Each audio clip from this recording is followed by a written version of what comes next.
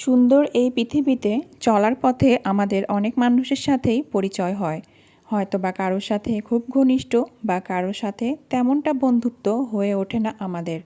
আবার কোনো কোনো সময় অপরিচিত সেই মানুষটা হয়ে ওঠে খুব কাছের একজন মানুষ, হয়তো বা খুব ভালো একজন বন্ধু।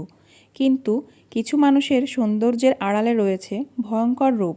যার ভাগ্য ভালো সে হয়তোবা সে ভয়ঙ্কর রূপটা দেখতে পায় না, আর যার ভাগ্য বরাবরই খারাপ সে মানুষটা দেরিতে হলেও ভয়ঙ্কর রূপের মানুষগুলোকে ঠিকই চিনতে পারে।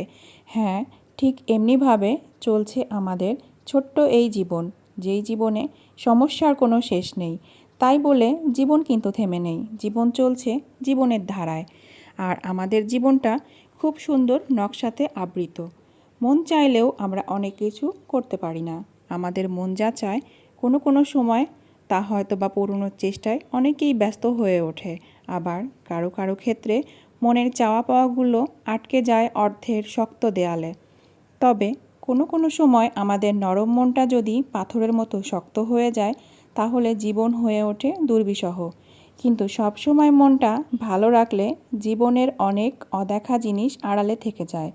তাই মনটাকে মাঝে মাঝে একটু কষ্টের মাঝে রাখতে হয়, যাতে অন্যর কষ্ট উপলব্ধি করা যায়। হ্যাঁ, এটাই হলো আমাদের ছোট্ট জীবন। এই জীবন এভাবেই চলছে আর এভাবেই চলবে।